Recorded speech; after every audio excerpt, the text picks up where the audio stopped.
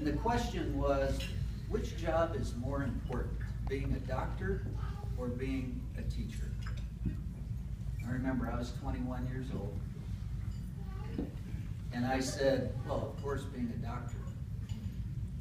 You know, they fix people who are hurt and, you know, much more immediate. Of course, I got that answer wrong. And that's my first lesson that I learned as I think back on 32 years. Teaching is the most important profession on this earth. And teachers can't do their job without the support of people who do custodial work, drive buses, our office assistants, our clerks, our playground assistants, and the list goes on. It's my first lesson that I learned. My second lesson was, you know, if you like what you're doing, it doesn't seem like work. So I left North Dakota, where the starting pay in 1982 was just a little above $10,000 for the year, by the way. And I came to Wyoming, where the starting pay was $15,300. And I was married already, and I had a child, and boy, that sure sounded a lot better. And I said to my father, well, you know, I just need to get my feet on the ground, and then I'll be back in 5 years. And that was 32 years ago. Because it's a great place, and it's my home now. Now, some people say, well, you're not old enough to retire, but I want you to look at this badge, and those of you that work in the district know this badge well. I checked today, and the number on this badge for new employees is now in the 6,200 range. You know what my number is? 1. Well, it's not quite 1, but it's pretty doggone close to 1. The third lesson I learned is, you know, you need to remember the people who taught you something or gave you a kind word or deed. So I think about some great students that I had. Sean Cullen, Justin Villaville, Ebony Miller, who's a teacher in our district, Amy Rose, who's an administrator.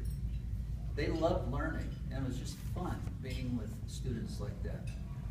I mentioned Tom Walsh and Jim Clark. You know, they hired me. They had confidence in me. They were ever positive and optimistic.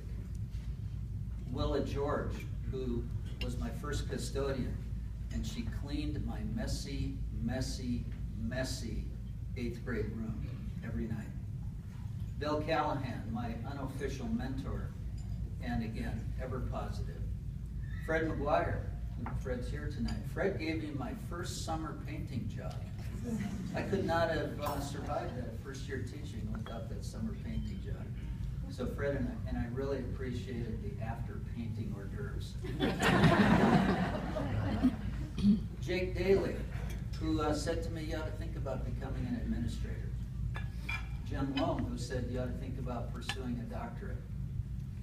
Elizabeth Horsch, Ann Tollefson, Patty Silva, who taught me that students come from all walks of life and from all circumstances, and they bring those circumstances to school. And I think that was an important lesson for me. Chuck Achilles, who was my mentor for my doctoral program, and he said, what works with students has to be based on research. It can't just be another flavor of the month. So I ask you to think about that. Who's on your list? Who would you urge, or who would you thank, and who would you want to remember? Think about that. My fourth lesson is seek out great groups. What are great groups?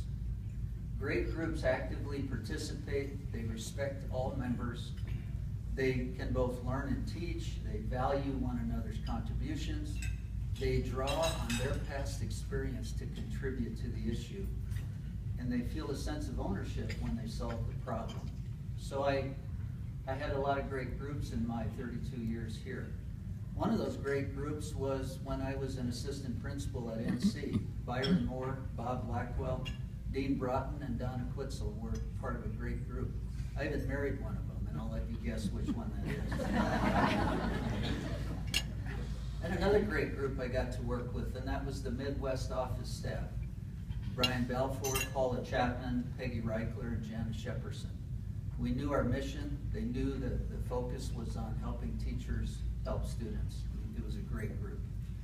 And my current grade group is my curriculum director group. Kelly, Tammy, Cheryl, Ted, Dean, Angela, and Terry, all focused on the interests of kids. And the last set of great groups are the interest-based groups. The Compact Issues Committee, Class Size Task Force, Co-Curricular Committee.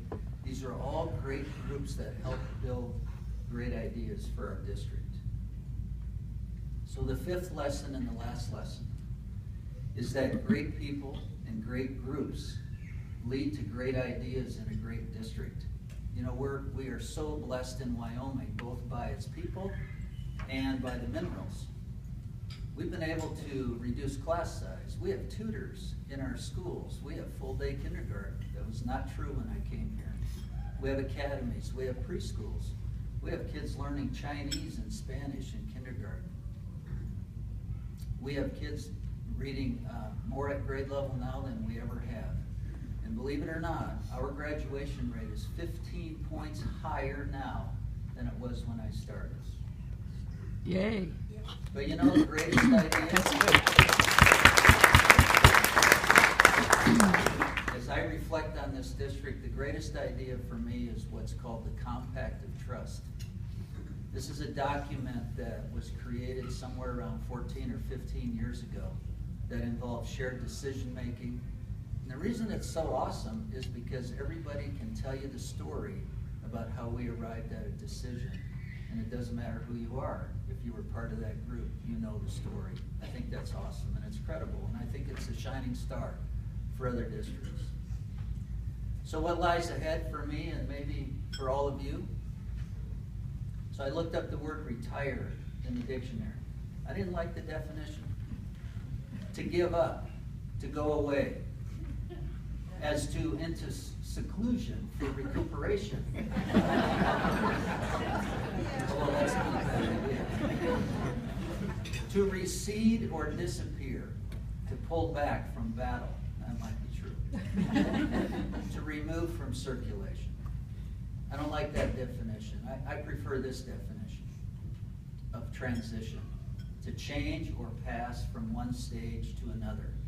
A period of time during which something changes from one state to another. So for retirees, I have some wisdom from my life coach and maybe a few questions for you. Some wisdom. When the mind of a person can see and believe, she can achieve. That's maybe the first piece of wisdom. The second piece of wisdom, people without purpose perish. Keep that in mind. And the third one, for you personally, dedicate your life to build and create something that is an expression of yourself. I think that's a really important lesson, especially as we move to this next stage. So maybe some questions for retirees. These come from T.S. Eliot, who wrote the love song of J. Alfred Prufrock. Shall I part my hair behind? Do I dare to eat a peach? Shall I wear white flannel trousers as I walk upon the beach? Do I dare disturb the universe? So as we walk out the doors of this district, let's not walk away from purpose. What contributions will you make in your next transition that gives meaning to your next journey? So what does this mean for me? So Donna and I, my wife, are pursuing a connection to Germany. I grew up in a German-speaking family, and when I go to Germany, I feel like I've gone home. It's uncanny, it's incredible. And I need to share that connection with the rest of my family. And I say all 200 of them because those of you who know me know that that's probably a real number. As I close, I want to thank all of those with whom I worked, because I think you made my job easier. I think about Cheryl Gettings, for example, and a special shout out to Cheryl because she's not able to be here tonight because she's worked less than 10 years in this district, but she's worked over 35 years in education. And we have a little rule that says you can't do that. So that's something we need to fix. I think about many of my assistants, Wendy Mayberry, Julie Gomez, Paula Chapman, Constance Dixon, Sarah Brzezinski, Libby Crown, and the folks I work with now as well. Kelly Hornby, Kelly Estes, Steve Hopkins, Crystal Mueller.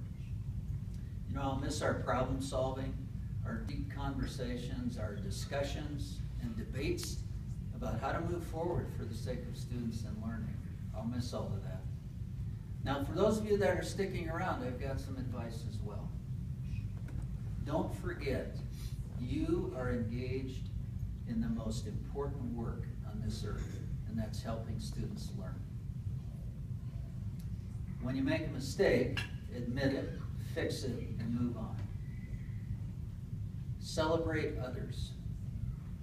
And always ask this question: who else thinks like you? What's the research behind this idea that you have? And maybe some more lighthearted ones. Never leave a meeting with more paper than when you started. Always come to a meeting with a draft of an idea. And the last one, never allow 8th graders to have a paper wad war during class when your principal is observing.